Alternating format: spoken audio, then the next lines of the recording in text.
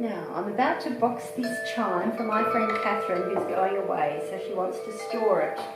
So first of all, I get it in position, just hanging, and then I cradle it like a baby and lay it gently in the box.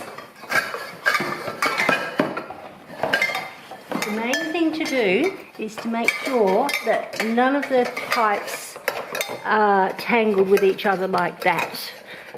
You've got to have every pipe separate and individual from each other. The sail and the striker ends you untangle, and you try and make sure that it hangs in the middle of the chime without any tangling up the top. You get the sail, you put it into the box in the way. There's a little cutout there, so you make sure that you put it in so that the sail fits the cutout, and then you put the striker in its little cutout. Tuck away all the cord, and then you put that centre cord down the middle and close all the little flaps. So you've got your sail and your striker tucked away neatly.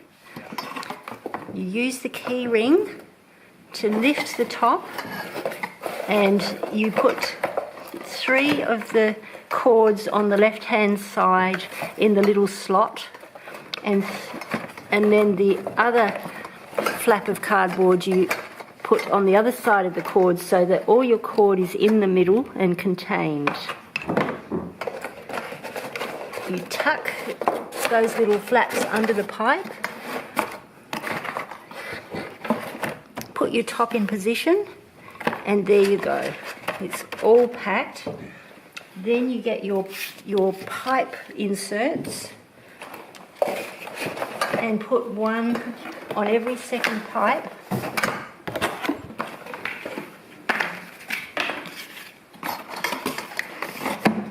So that it doesn't rattle. Then you close your box and you're done. All packed and ready to be stored away.